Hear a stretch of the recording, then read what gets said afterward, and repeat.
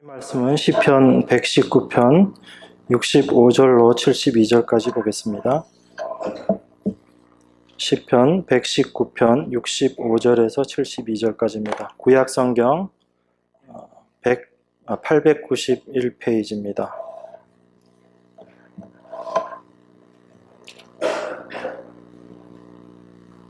저와 여러분이 한 절씩 교독하도록 하겠습니다.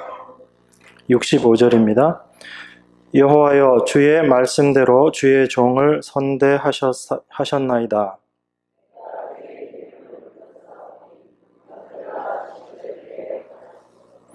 고난당하기 전에는 내가 그릇 행하였더니 이제는 주의 말씀을 지키나이다.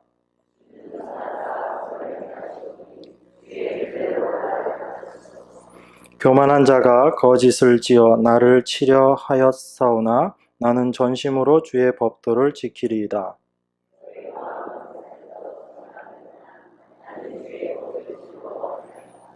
고난당한 것이 내게 유익이라. 이로 인하여 내가 주의 율례를 배우게 되었나이다. 내게는 천천금보다 승합니다. 네, 아멘.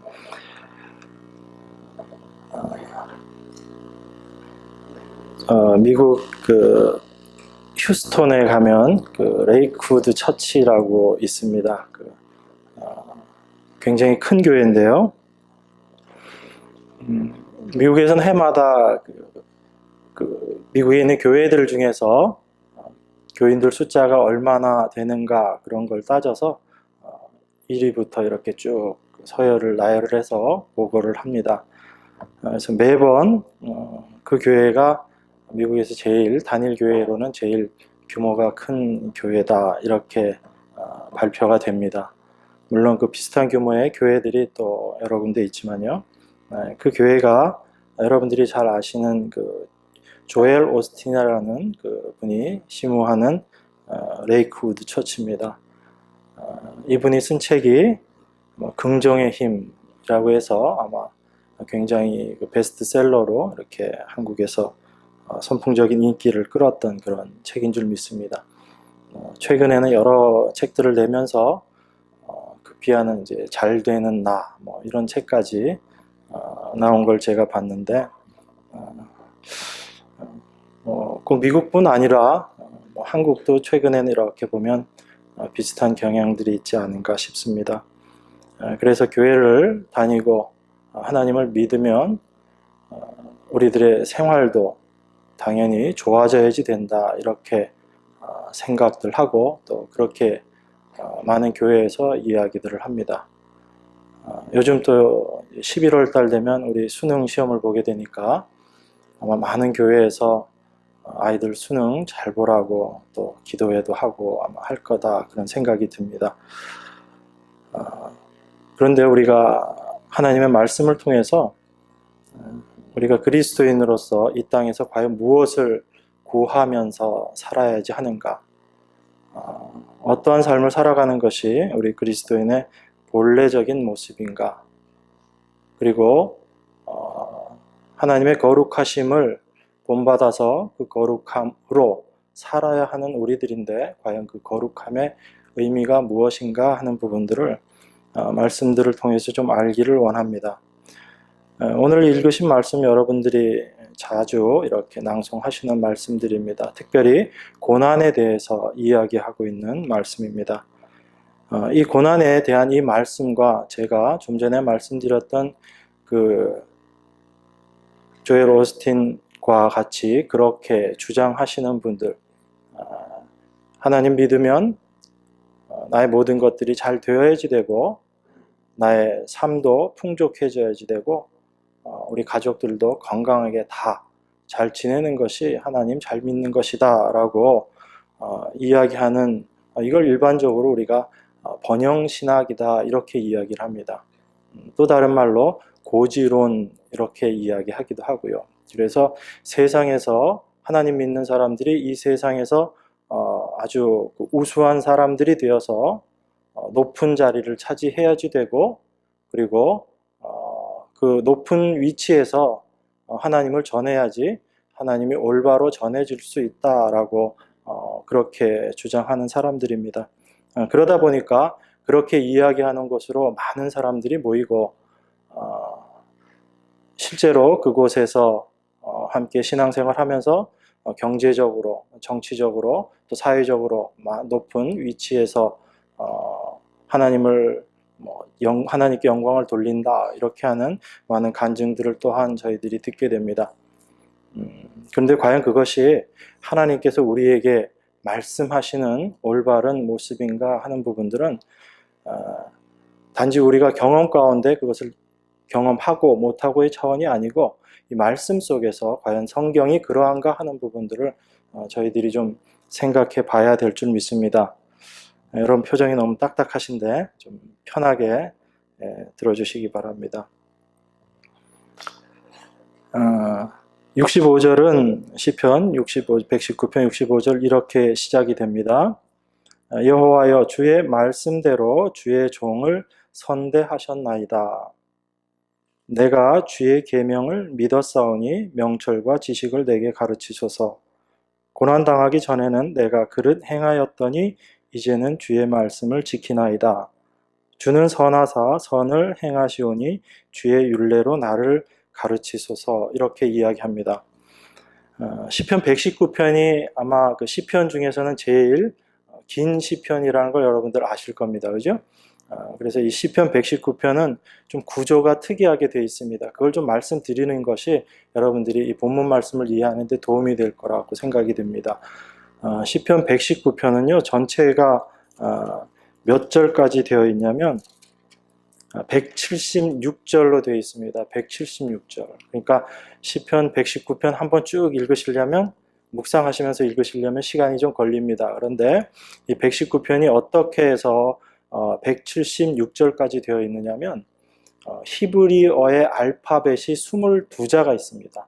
히브리어 알파벳 22자에 첫 번째 A, B, C, D 뭐 이런 식으로 우리가 생각을 하게 되면 그 각 알파벳 한자를 기준으로 해서 8절을 만들었어요. 그러니까 이 119편은 8절, 8절, 8절이 한 단락으로 되어 있습니다.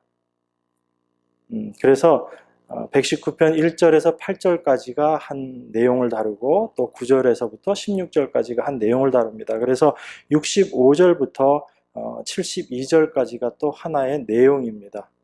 그래서 이 내용 안에서 이야기하고 있어요. 계속 그 8개 단위로 이야기를 하고 있는 겁니다. 그런데 요 부분 65절부터 72절까지가 특별히 고난이 우리에게 그리스도인에게 어떠한 의미가 있는가라는 부분들을 설명해 놓은 구절입니다. 그래서 처음에 65절이 이렇게 시작합니다. 여호와여 주의 말씀대로 주의 종을 선대하였나이다 이렇게 이야기합니다. 여기에 보면 주의 말씀대로라는 표현이 나옵니다. 그죠? 주의 말씀대로. 이 주의 말씀대로라는 것은 하나님께서 말씀하시고 그 말씀대로 그 모든 일들을 이루신다라는 그런 의미죠. 여러분 우리가 이 성경인데요. 성경은 구약과 신약으로 이루어져 있죠. 구약과 신약으로 이루어져 있습니다. 이 구약을 왜 구약이라고 그러죠? 구약. 왜 구약이죠, 이게? 네. 구약, 옛 약속, 옛 언약. 그래서 구약입니다. 그래서 약이라고 얘기할 때 그건 약속이라는 뜻이에요. 그 다음에 신약은요. 그러면 새로운 약속. 네, 그래서 구약과 신약 이것은 다 하나님께서 예전에 약속하셨던 것 그리고 새롭게 약속하신 것이라는 의미입니다. 그러니까 구약과 신약은 전체적으로 약속이라는 의미예요. 그러니까 우리가 구약을 본다, 신약을 본다, 성경을 본다라고 얘기할 때 성경 자체가 하나님의 약속입니다. 하나님의 약속이라는 것은 하나님께서 말씀으로 이야기하시고 그 말씀대로 그것을 하나님께서 지켜나가신다라는 거예요. 그러니까 여러분들이 이 말씀을 보시면서 이것을 하나님의 약속으로 보지 않고 명령으로 봐버리면 이 성경이 뭐가 됩니까? 율법이 되어버리는 거예요. 그러니까 이 성경을 우리가 어떻게 보느냐에 따라서 이것이 나에게 짐이 되는 율법이 될 수도 있고 하나님께서 나에게 약속하신 소망의 말씀이 될 수 있는 겁니다. 똑같은 성경을 보면서 우리가 전혀 다른 모습으로 이 성경을 대할 수 있다라는 얘기입니다. 그러니까 하나님께서 지금 65절에서 여호와께서 주의 말씀대로 주의 종을 선대하셨나이다 이렇게 말하고 있는 것은 주의 말씀대로 하나님께서 이야기하셨던 그 약속, 그것대로 나에게 선대하신다라는 그 이야기입니다. 우리가 이 하나님의 말씀을 약속이다라고 이야기할 때 많은 분들이 이 약속에 대한 의미들을 조금 오해를 하는 분들이 있습니다. 그런데 하나님께서 약속하신 것은 하나님께서 스스로 다 이루어내십니다. 그러니까 제가 여러분들에게 어떤 약속을 하면 그 약속을 제가 이루어야죠. 그죠? 제가 약속을 하고 그 약속 자매님이 하세요. 형제님이 이거 마저 하세요. 이렇게 할 수 없습니다. 그러면 하나님께서 어떤 약속을 하셨다면 그 약속을 이루시는 분이 누구실까요? 하나님이세요.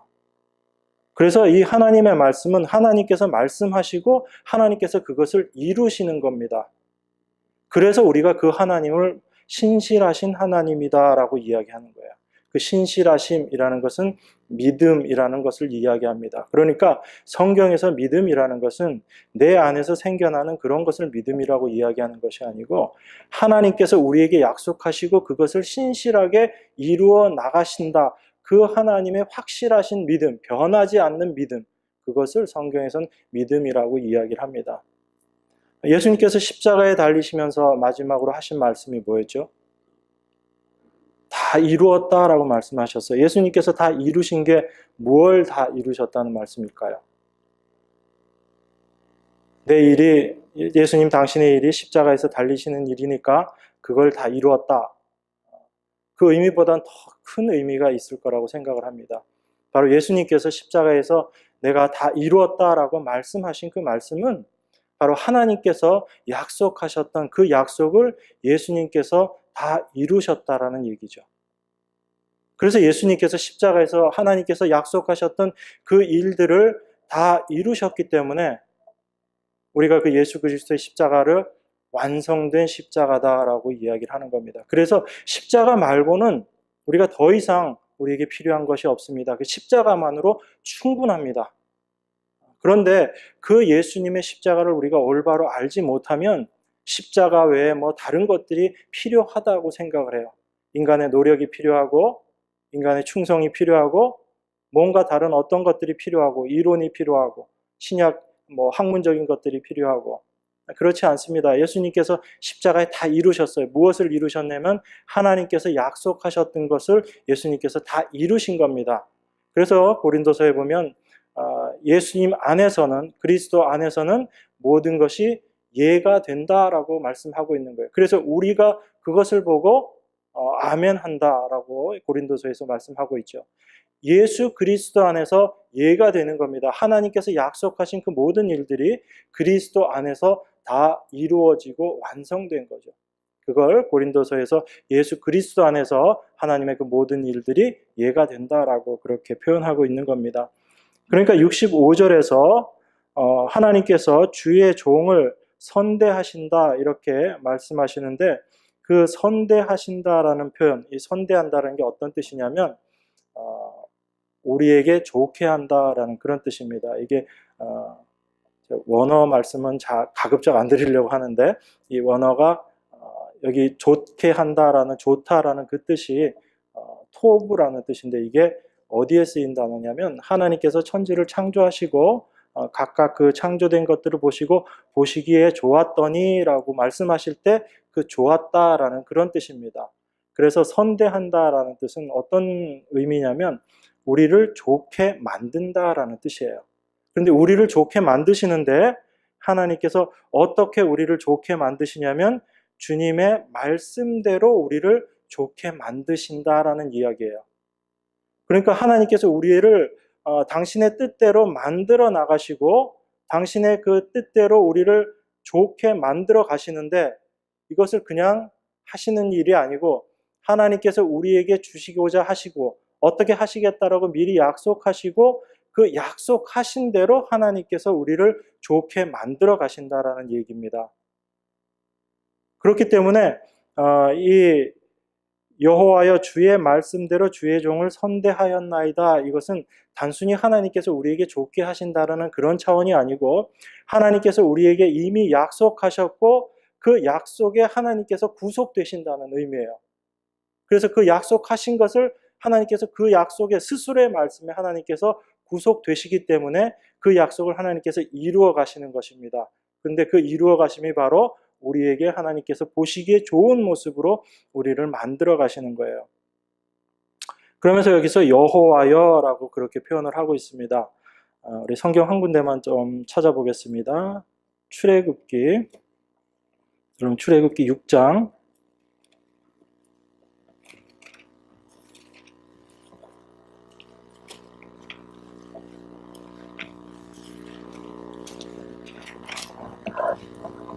6장 2절입니다. 구약성경 89페이지입니다. 출애굽기 6장 2절에서 8절까지 제가 봉독하겠습니다. 하나님이 모세에게 말씀하여 가라사대 나는 여호와로라. 내가 아브라함과 이삭과 야곱에게 전능의 하나님으로 나타났으나 나의 이름을 여호와로는 그들에게 알리지 아니하였고 가나안 땅 곧 그들의 우거하는 땅을 주기로 그들과 언약하였더니 이제 애굽 사람이 종을 삼은 이스라엘 자손의 신음을 듣고 나의 언약을 기억하노라.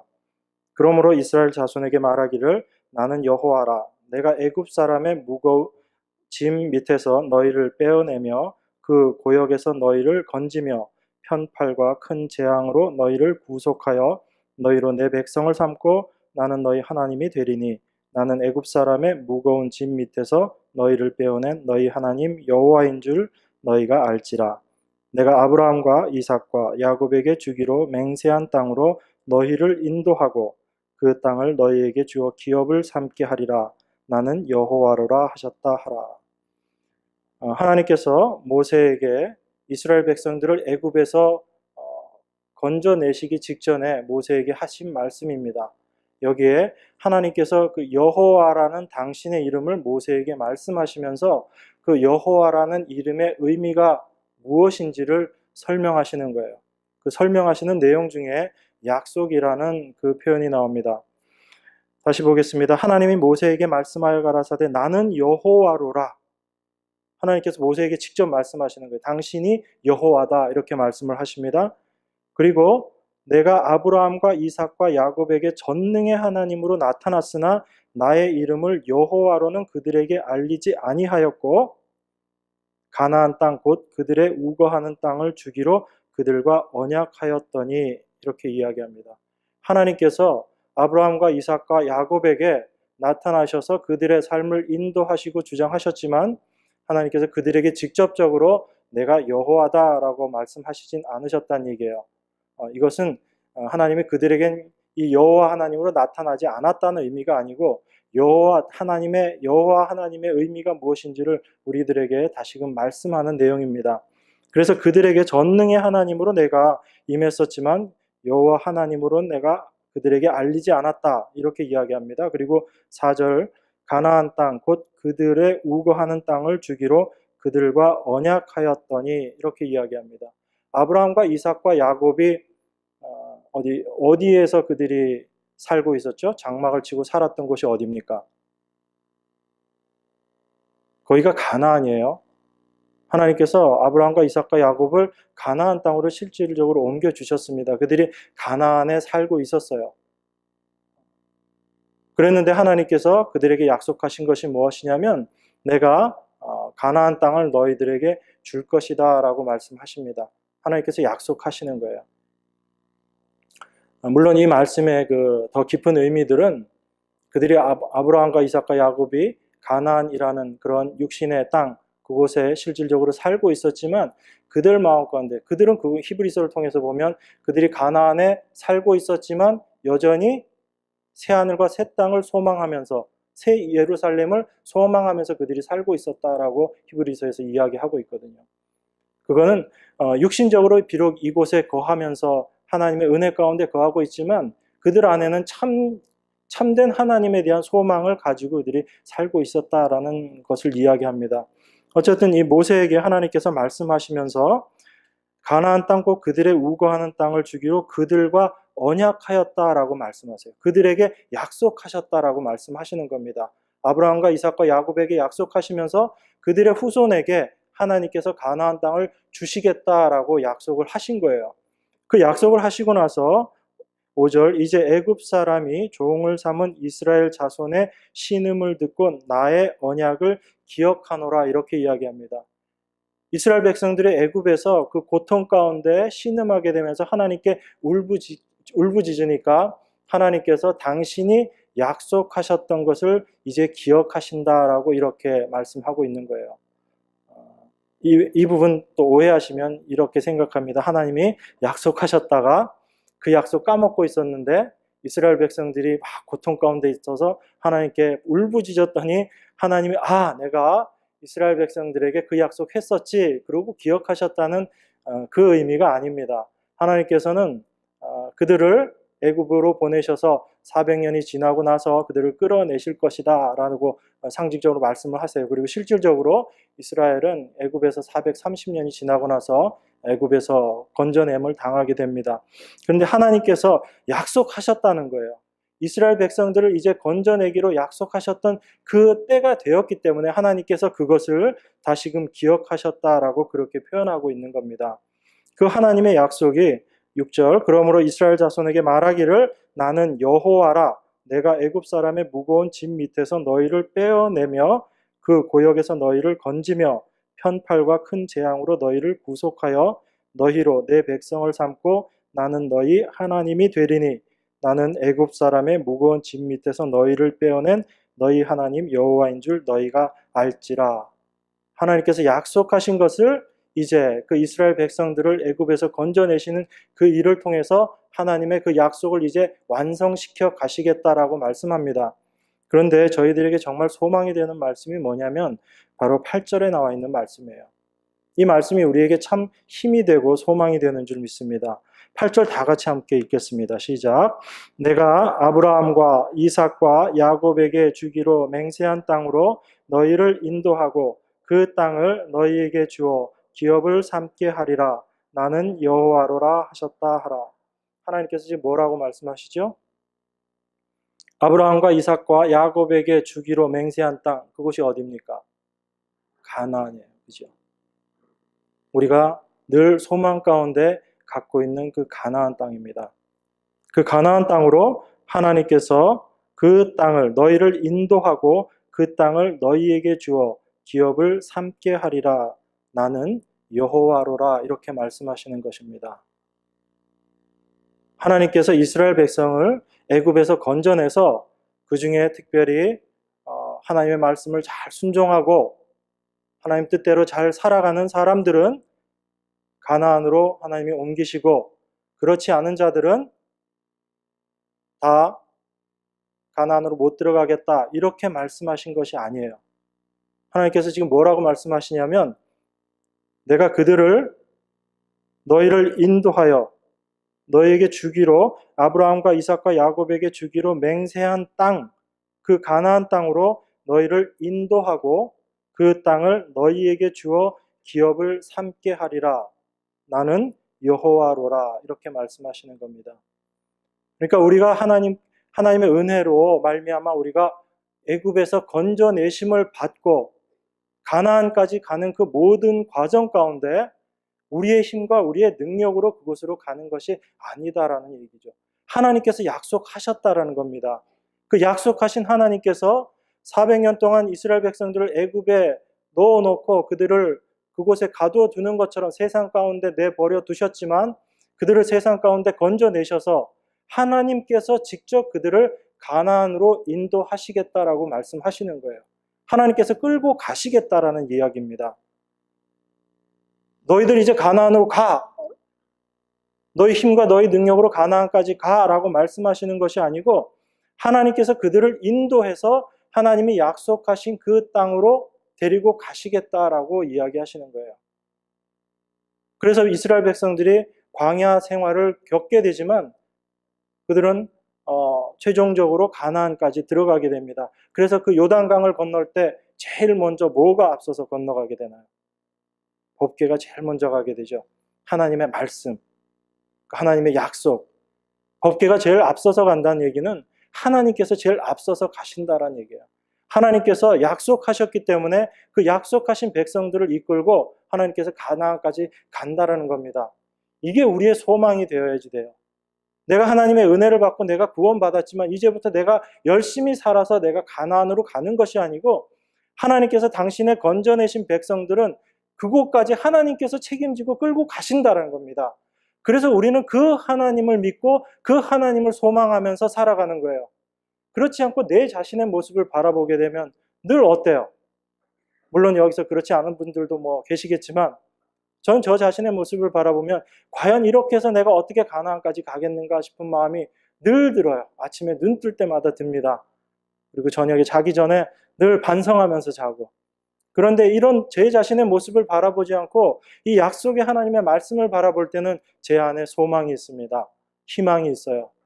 그래서 나는 늘 쓰러질 수밖에 연약해서 하나님 말씀 앞에 늘 그렇게 낮아질 수밖에 없는 그런 존재이지만 이 여호와 하나님, 그 약속의 하나님, 그 하나님, 신실하신 그 하나님께서 나에게 말씀하셨고 내가 하나님 당신께서 나를 가나안, 하나님이 약속의 땅까지 끌고 가시겠다라고 말씀하신 그 말씀이 나에게 참 소망이 되고 기쁨이 됩니다.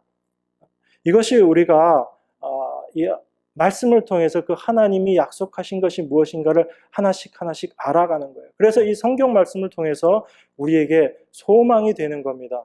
그렇지 않고 만약에 하나님께서 여러분들에게 이것 해라 저것 해라라고 말씀하신다면 우리는 늘 그 일들 가운데 내가 그 모든 것들을 이루어야지 된다는 것 때문에 늘 그 말씀 앞에서 힘들어질 수밖에 없고 그것은 우리의 짐이 될 수밖에 없습니다. 그것을 율법이라고 바울이 이야기를 하는 겁니다. 그 소망의 하나님이 오늘 65절에서 이렇게 이야기합니다. 여호와여, 바로 그 여호와께서 주의 말씀대로 하나님께서 약속하신 그 약속대로 주의 종을 선대하셨나이다 라고 이야기하십니다. 그 약속하신 하나님이 약속하시고 그것을 반드시 이루어내시는 그 하나님께서 나에게 어떻게 하시겠다고요? 나를 하나님 보시기에 좋은 사람으로 만드시겠다고 하나님께서 약속하신 거예요. 하나님이 말씀하시면서 너희는 내가 보기에 좋은 사람이 되어라가 아니에요. 하나님께서 여러분들을 하나님 보시기에 좋은 자들로 만드시겠다는 겁니다. 하나님께서 말씀하시면 그 말씀은 이루어진 거예요? 안 이루어진 거예요? 이루어진 거예요. 이루어졌는데도 우리는 못 믿죠. 그거 안 믿고 늘 언제 이 말씀이 이루어지나. 그래서 하나님께서 우리에게 믿음이라는 것을 주시는 겁니다. 여러분의 믿음으로는 그 하나님의 말씀을 믿을 수 없기 때문에 하나님께서 당신의 믿음을 우리에게 주셔서 하나님 말씀을 믿게끔 해주시는 거예요. 그러니까 어떨 때는 하나님 말씀 안 믿기다가 어떨 때는 이 말씀이 믿기죠. 왜 그래요? 하나님께서 이 말씀 믿을 수 있는 믿음을 우리에게 허락하시니까 그 믿음으로 이 말씀들이 나에게 밝히 보여지니까 이 말씀이 믿어지는 거예요. 그러니까 우리가 믿는다라고 하는 것 자체도 내가 내 의지로 내 뜻대로 내 생각으로 이것을 믿는 것이 아니고 하나님께서 나에게 이 믿음을 허락하셨기 때문에 내가 이 말씀을 믿을 수 있는 겁니다. 이 믿음을 통해서 우리가 하나님이 참 신실하신 하나님을 우리가 고백하게 되는 것이고 그 신실하신 하나님을 우리 안에 믿음으로 와 계시기 때문에 우리가 늘 소망을 가지고 살 수 있는 겁니다. 이 하나님께서 우리에게 약속하신 거예요. 뭐라고요? 주의 종을 선대하시겠다라고 하나님께서 말씀하신 겁니다. 하나님께서 여러분들을 다 하나님 보시기에 아름다운 사람으로 만드실 줄 믿으시기 바랍니다. 네, 여기서는 아멘 하셔야죠. 네. 66절 보겠습니다. 내가 주의 계명을 믿었사오니 명철과 지식을 내게 가르치소서. 119편을 보면요, 하나님의 말씀, 율법이라는 의미를 한 8가지 정도 단어를 사용해서 1절서부터 176절까지 거의 모든 절을 그 말씀들이 포함되어 있어요. 여러분들 지금도 보시겠지만 65절에 보면 여호와여 주의 말씀대로, 66절에 주의 계명, 그리고 67절에 다시 주의 말씀, 68절에 주의 율례, 모든 구절들이 말씀으로 되어 있어요. 그러니까 하나님의 말씀만이 우리를 어떻게 해 나가실 것이다. 그 말씀이신 분이 누구예요? 지금 이 시대에. 말씀이 육신이 되어서 오신 예수 그리스도께서 그 모든 일들을 다 완성하시고 그 그리스도의 영이신 성령께서 지금 우리 안에 와 계시잖아요. 그 분이 바로 이 말씀으로 우리 안에 들어와 계신 겁니다. 그러니까 66절도 내가 주의 계명을 믿었사오니 명철과 지식을 내게 가르치소서 할 때 내가 주의 계명을 믿었다, 내가 주의 말씀을 믿었다라고 이렇게 표현되어 있지만 이 본래적인 의미는 뭘까요?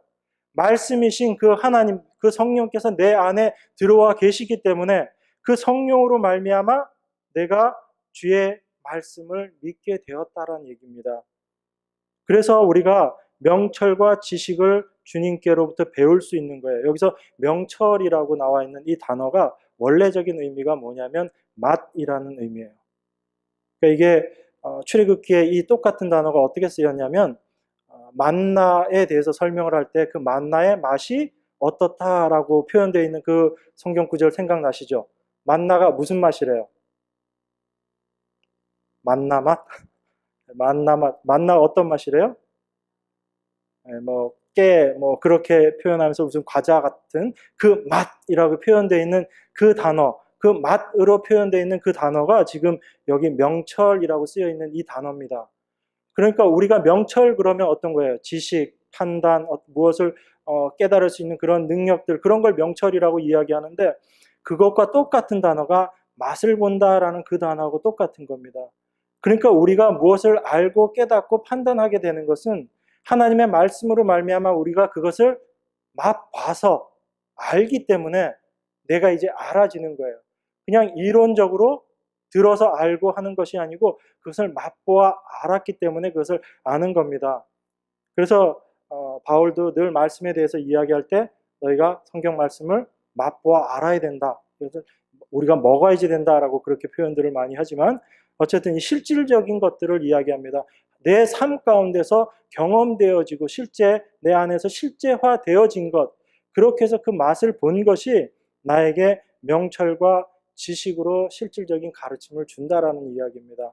그러니까 66절에 내가 주의 계명을 믿었사오니 명철과 지식을 내게 가르치소서라는 이 시편 기자의 기도는 그 말씀으로 함께 하시는 그 하나님께서 내 안에서 그 말씀의 모든 부분들을 하나씩 이루어 나가시면서 그 말씀들을 나로 하여금 직접 경험하게 하심으로 하나님이 어떠한 분이신지, 하나님의 말씀이 무엇인지를 내가 온전히 깨닫고 그 상태에서 그것을 온전히 아는 것, 그래서 그것을 맛보아 아는 것, 그것을 말씀을 지켜나간다라고 이야기하는 겁니다.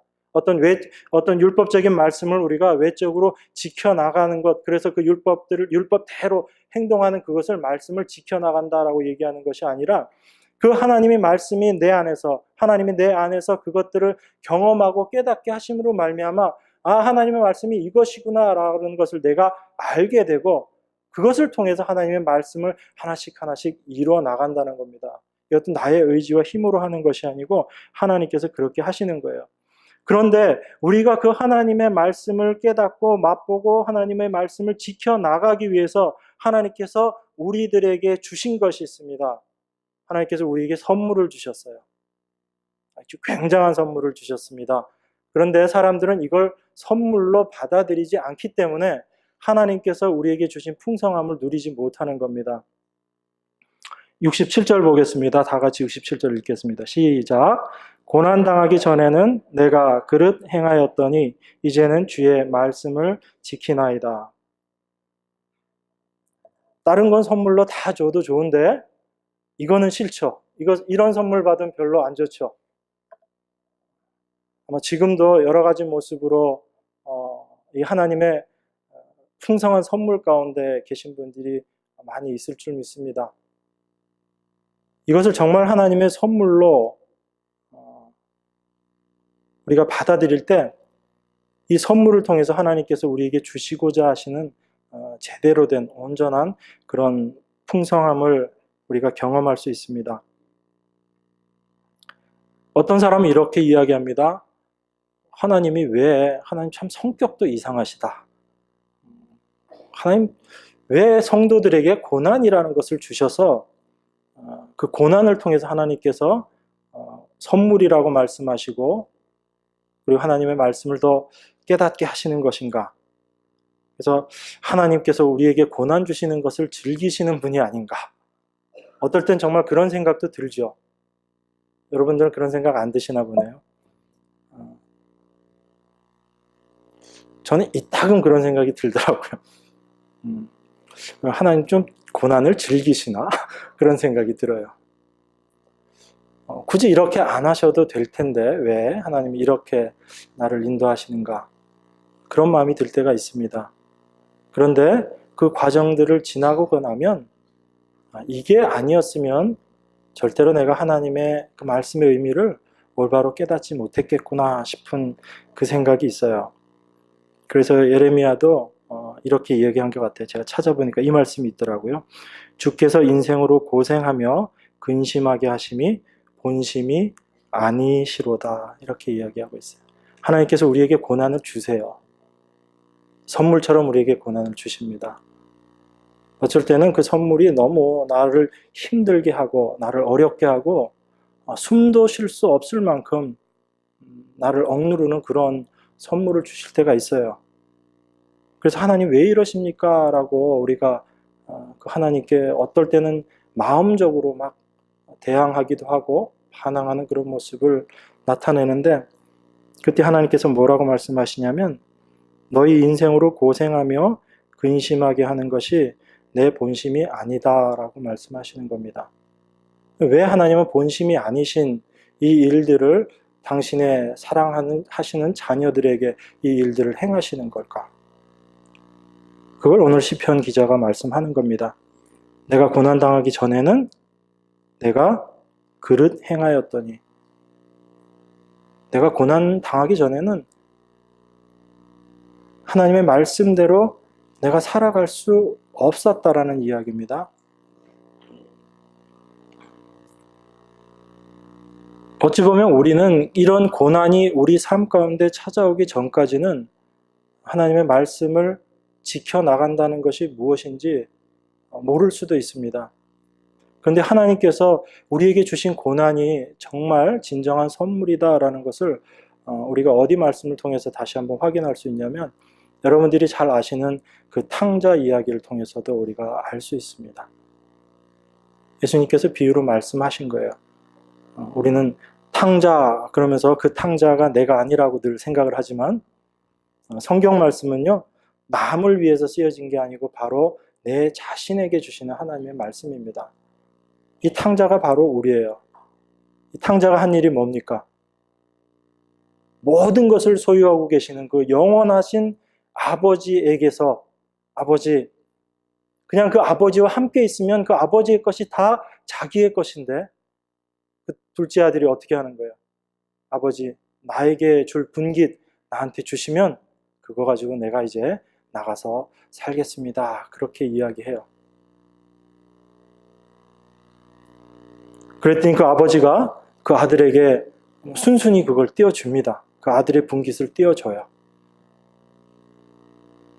그런데 이 아버지는 이 아들이 그거 가지고 나가서 어떻게 될지 알까요? 모를까요? 아실까요? 모르실까요? 다 아세요. 다 아시는데 그거 띄워서 주시는 거예요. 그게 하나님께서 우리에게 주시는 선물처럼 그렇게 주시는 겁니다. 그거 가지고 간 아들이 어떻게 지냅니까? 그거 있는 거 가지고 이 15장 탕자 비유에 나와 있는 여러 가지 의미들이 있지만 그거 가지고 나가서 자기 원대로 자기 뜻대로 살아봤더니 안 되는 거예요. 그리고 나서 그 아들에게 찾아온 것이 뭐죠? 고난이 찾아온 겁니다. 내 힘으로 할 수 있을 것 같고 내 능력으로 잘 살아볼 수 있을 것 같아서 아버지의 품을 떠나서 나갔는데 나가서 살아보고 나니까 어떤 결론에 부딪히냐면 고난이라는 모습 속에 부딪히게 돼요. 그 고난 가운데 이 둘째 아들이 쓰게 됐을 때 그 마음이 돌이켜지게 되는 겁니다. 그가 마음을 돌이켜라고 그렇게 되어 있지만 자기가 돌이키고 싶어서 돌이킨 건가요, 그게? 아니잖아요. 그 상황이, 그 환경이 아버지께로 돌이킬 수밖에 없도록 그 아들의 마음을 만져준 거지 않습니까? 그래서 그 아들이 그 고난 가운데서 자기 자신의 모습을 발견하게 될 때 누가 생각이 나냐면 아버지의 품이 생각이 나는 거예요. 그래서 그 아버지께로 되돌아오는데 그 아들에게 분깃을 떼어줬던 아버지는 그 아들이 돌아올 것이라는 것을 아시고 그 아들이 오는 곳을 향해서 계속해서 기다리고 계신 거예요. 그 모습을 보면 그 아버지는 그 아들이 그거 가지고 나가서 다 쓰고 고난을 당하게 되면 다시 돌아올 것이다라는 걸 이 아버지는 알고 있었다는 이야기죠. 하나님께서 그거 다 아신다는 이야기입니다. 그런데 하나님께서 그 고난이라는 것을 우리에게 선물로 주시는 거예요. 왜 주시냐면 그 고난을 통해서 참 하나님의 품이 나에게 가장 귀중한 것이구나라는 것을 깨닫게 하시는 겁니다.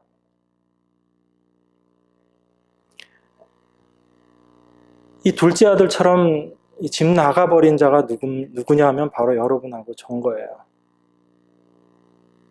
그래서 밖에 나가서 그런 어려움과 고생들을 겪어보고 그 고난 가운데 처해보고 나니까 하나님 아버지의 품이 가장 소중하다라는 것을 우리가 깨닫게 됩니다. 주의 말씀의 의미가 무엇인지를 우리가 알게 되는 거예요. 그리고 또 하나 하나님께서 우리에게 고난을 선물로 주시는 이유가 있습니다. 그게 뭐냐면 바로 우리를 거룩하게 만드시기 위해서 그럽니다. 여러분 거룩함 그러면 항상 우리들은 뭔가 내가 윤리 도덕적으로 올바른 생활을 한다 이런 생각들을 많이 합니다.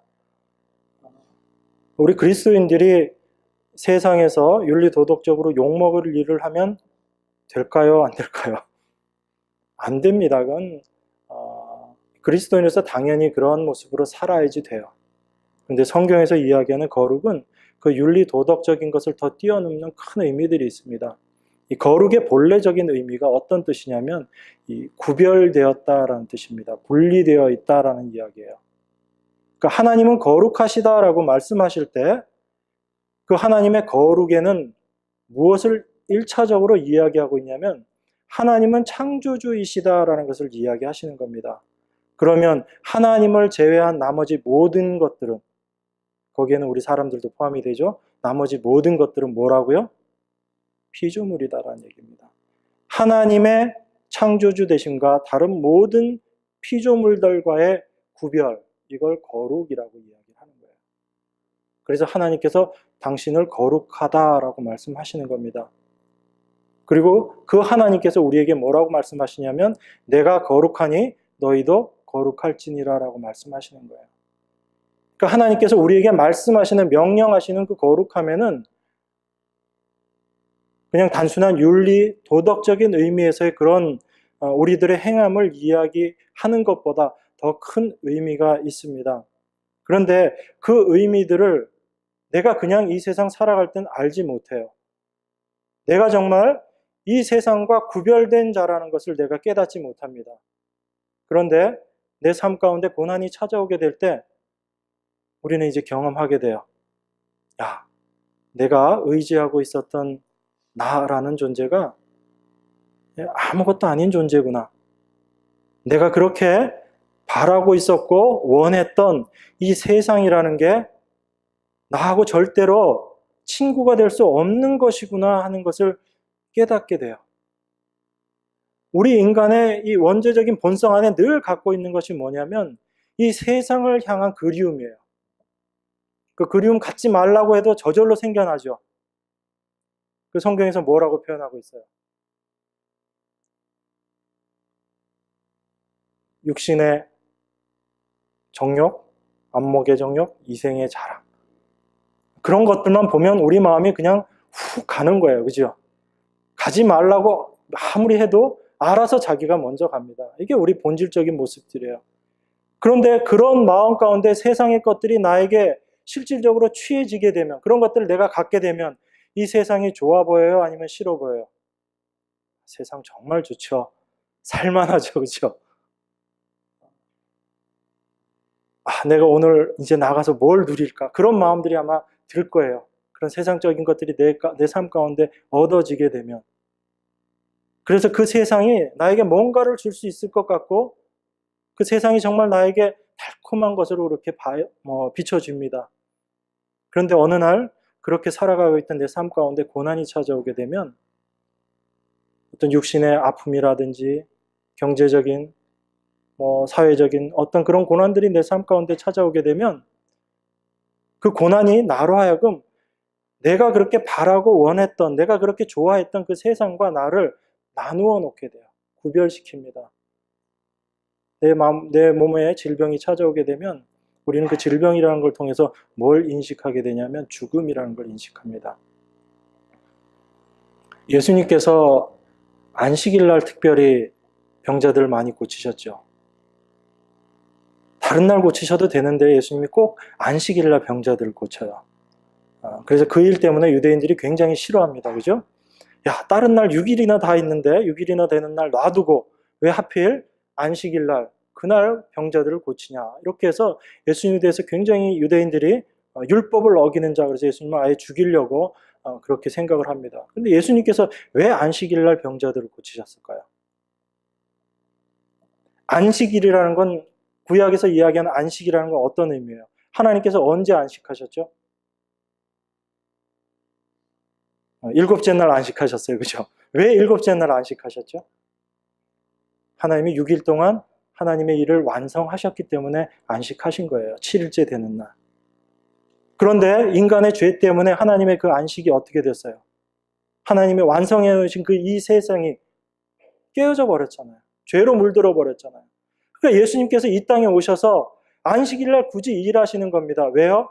하나님의 안식은 그러한 질병이 없어야지 되고 그런 죄들이 없어야지 되는 것이 하나님의 온전한 안식의 모습인데 그 안식일 날 여전히 환자들이 있고 죄 짓는 모습들이 있다라는 얘기는 하나님의 온전한 안식이 아직 이루어지지 않았다라는 것을 이야기하고 있는 거잖아요.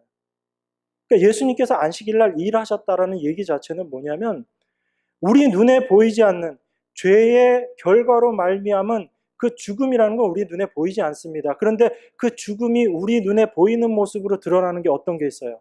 대표적인 거. 그게 질병이잖아요.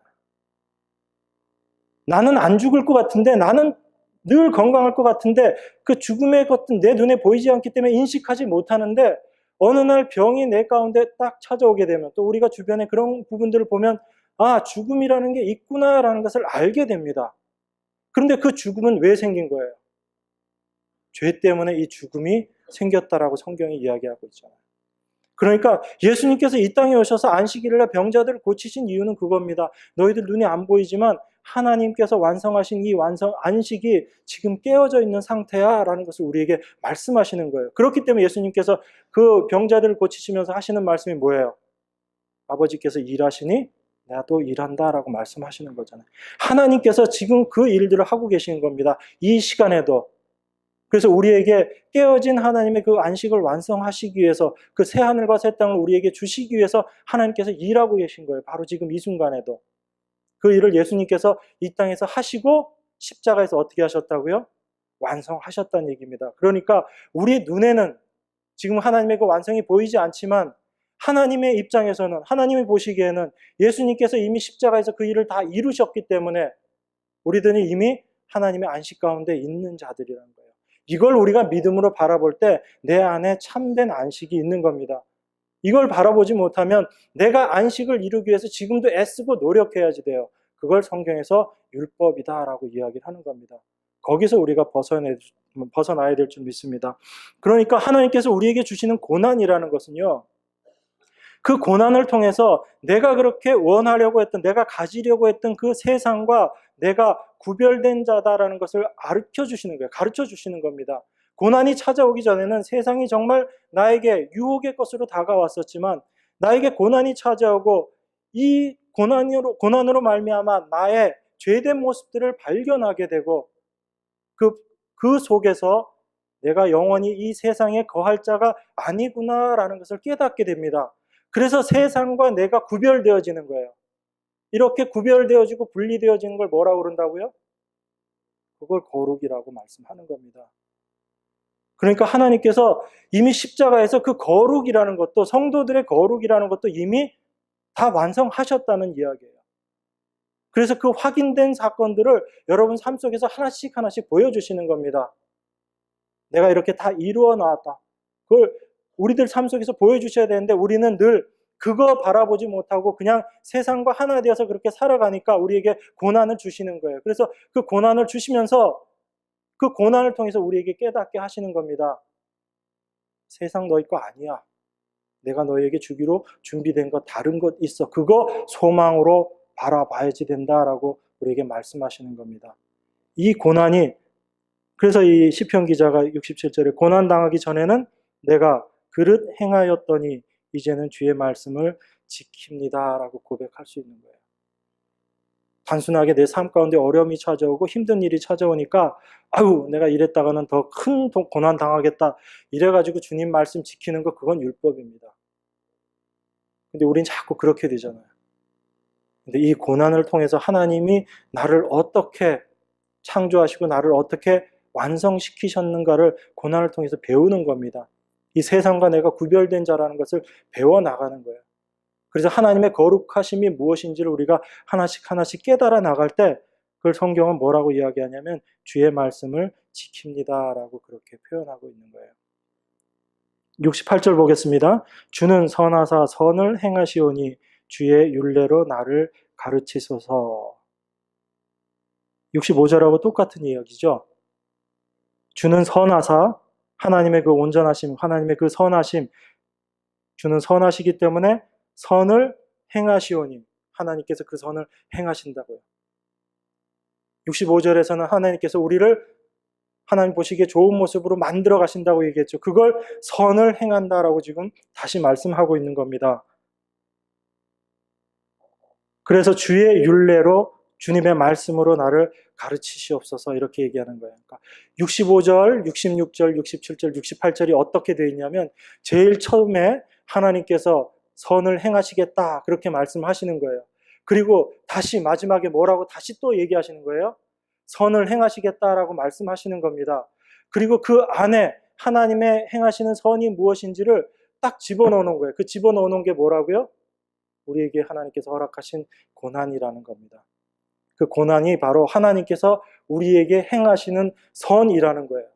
그 하나님께서 행하시는 그 선을 통해서 우리가 하나님의 말씀을 지키는 자로 만들어져 가는 겁니다. 이렇게 하나님의 말씀을 올바로 깨닫고 그 말씀을 지켜가는 사람들의 삶 가운데 이제 경험되어지는 외적인 부분들이 69절입니다. 69절, 70절 한번 보겠습니다. 교만한 자가 거짓을 지어 나를 치려 하였사오나 나는 전심으로 주의 법도를 지키리이다. 저희 마음은 살쪄 지방 같으나 나는 주의 법을 즐거워하나이다. 이렇게 이야기합니다. 이 69절, 70절이 그 두 가지 이렇게 평행되는, 대비되는 것을 이야기하고 있죠. 한쪽에서는 교만한 자가 거짓을 지어 나를 치려 합니다. 또 그들은, 나를 치려하는 그들은 마음이 살쪄서 지방 같습니다. 그런데 반면에 나는 어떻게 행동한다고요? 나는 전심으로 주의 법도를 지킵니다 라고 이야기하고 나는 주의 법을 즐거워합니다 라고 이야기하는 거예요. 여러분 삶 가운데 이런 주의 법을 지키는 그런 즐거움이 있습니까?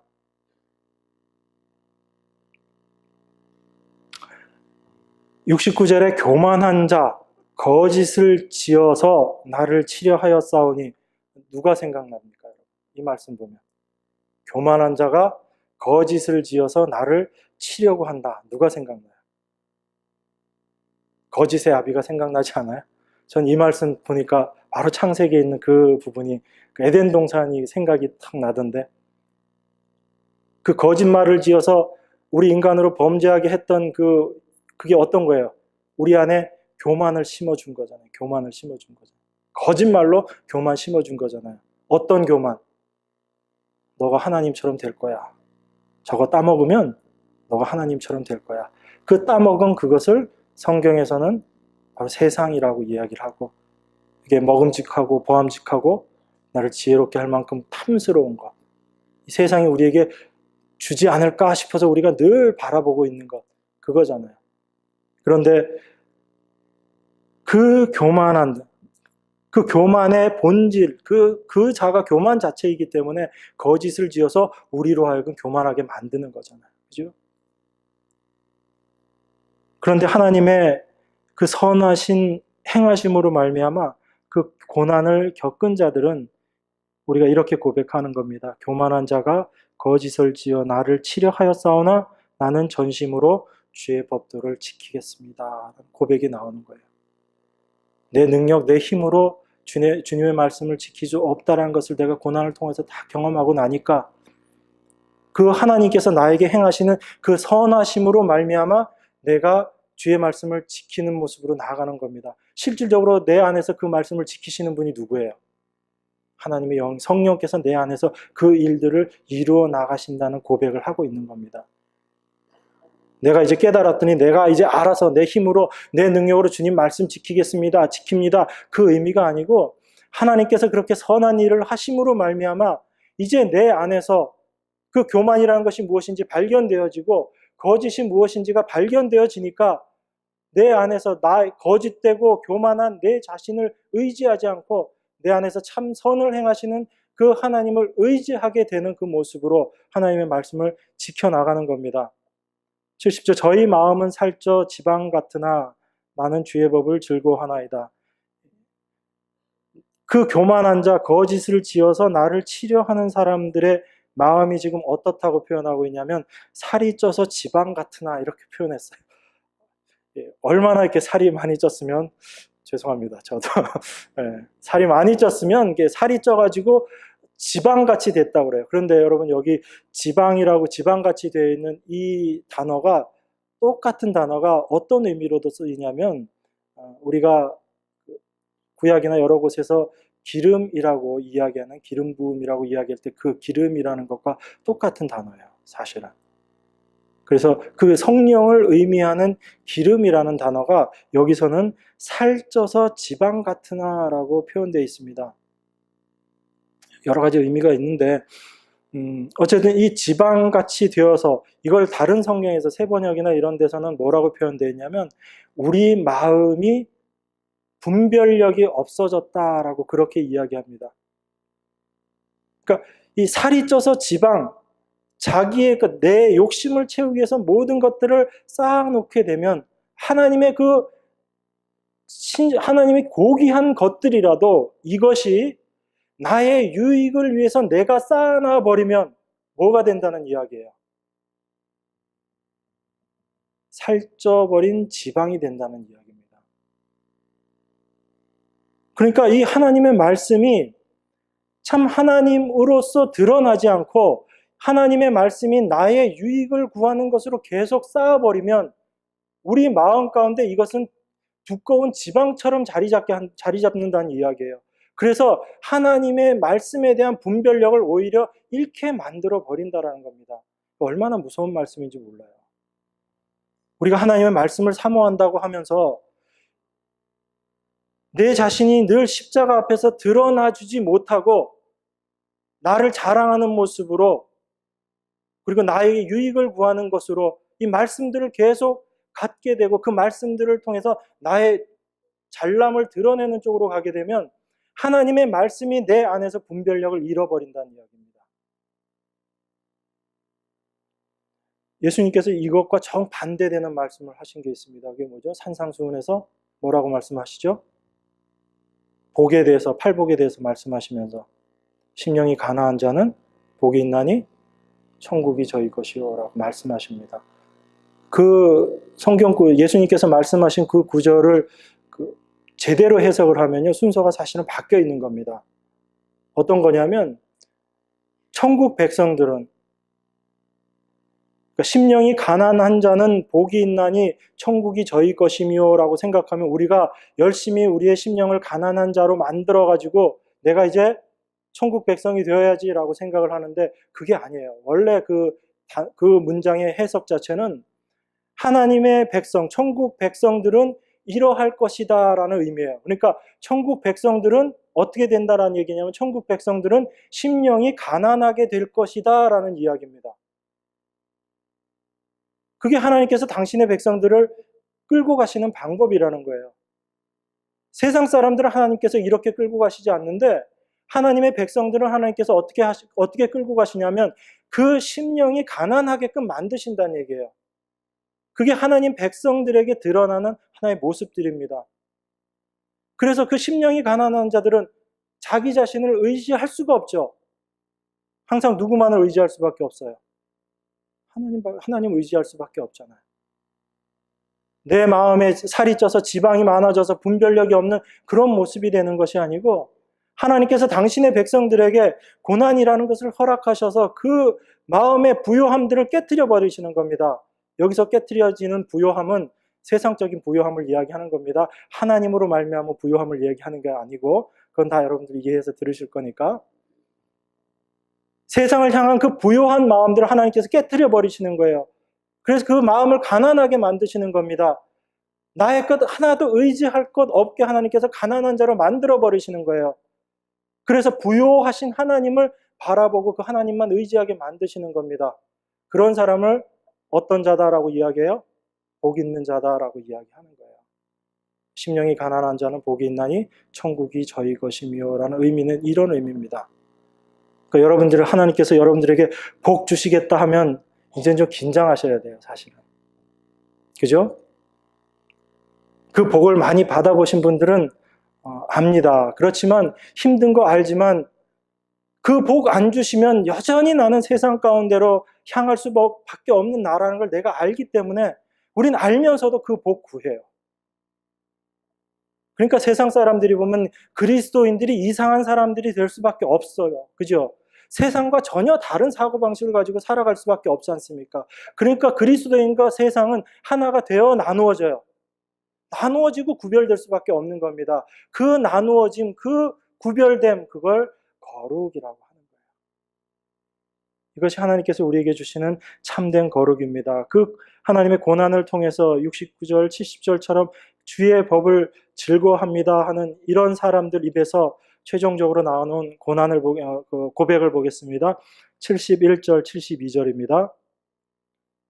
다 같이 읽겠습니다. 71절부터 시작.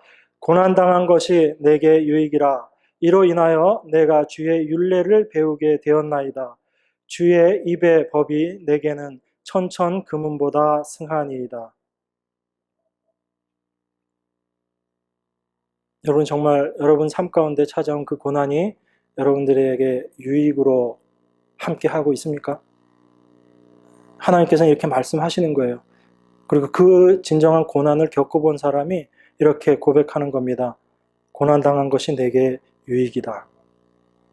그 고난 때문에 내가 하나님의 말씀, 하나님이 어떠한 분이신지 그리고 하나님의 그 뜻을 내가 배우게 되었다라고 고백합니다. 72절은 이렇게 이야기해요. 주의 입의 법이 내게는 천천 금은보다 승합니다. 이렇게 이야기합니다. 단순한 말씀이 아니에요. 주의 입의 법입니다. 이건 어떤 표현이죠? 내가 지금 여러분 앞에서 입으로 이야기하듯이 그 주님을 나에게 말씀하시는 그 주님을 지금 이 시편 기자는 만나서 그 주님의 그 입에서 나오시는 말씀을 지금 듣고 있는 거예요. 그냥 이렇게 쓰여져 있는 이 말씀을 보는 것이 아니고 하나님께서 실제 나에게 지금 개인적으로 말씀하고 계시는 하나님의 그 법, 주의 입의 법, 하나님 마음 안에 있는 것이 겉으로 드러나는 하나님의 마음을 담고 있는 그 주님의 그 법. 그래서 이러한 고난 가운데 그 유익을 경험한 사람 가운데 고백되어지는 것이 주의 입의 법이 내게는 천천 금은보다 승합니다. 이렇게 고백하는 거예요. 그전에는 하나님의 말씀이, 하나님의 법이 나에게 정말 기쁨이 되고 즐거움이 된 것이 아니었었는데 내 삶 가운데 이러한 고난들을 경험하고 그 하나님을 알고 나니까 이제 그 하나님의 법이, 주의 말씀이, 그 하나님이 나에게 정말 귀한 분, 천천금은, 천만금은이라고 어딘 또 표현을 해놨던데요. 여러분들이 그렇게 찾고 원하고 갈망하는 그 금은, 그게 또 천천이에요. 천천. 천 곱하기 천. 얼마나 많은 거예요. 그런데 그 모든 것들, 온 세상이죠. 온 세상. 그죠? 천천금운이라는 것이 온 세상보다도 누가 더 좋다고요? 주님의 입에서 나오시는 그 말씀이 더욱더 좋습니다. 라고 고백하는 겁니다. 이 고백이 여러분 모두에게 늘 함께하기를 주의 이름으로 축원합니다. 우리 기도하겠습니다. 하나님 아버지 감사합니다. 세상을 향해서 또 그것이 좋아서 늘 그쪽으로 향할 수밖에 없었던 저희들입니다. 그런데 하나님께서 저희들에게 우리를 거룩하게 하시겠다 말씀하시고 그 하나님의 품 안으로 저희들을 인도하여 주시니 감사드립니다. 하나님께서 행하시는 그 선한 일, 우리를 향해서 허락하신 하나님의 선물이신 그 고난이 우리 삶 가운데서 참 유익이 되게 하시고 그 하나님을 경험함으로 말미암아 이 세상 그 무엇보다도 하나님만이 가장 나에게 귀하신 분이고 주의 말씀이 나에게 가장 소중한 것임을 고백하는 우리 성도님들 될 수 있도록 축복하여 주시옵소서. 이 시간도 우리에게 고난으로 함께 하신 그 하나님을 찬양합니다. 그 하나님을 알게 하시니 감사드립니다. 늘 그 은혜 가운데 거하는 저희들 될 수 있도록 축복하여 주시옵소서. 모든 말씀 귀하신 예수님 이름 받들어 기도드리옵나이다. 아멘.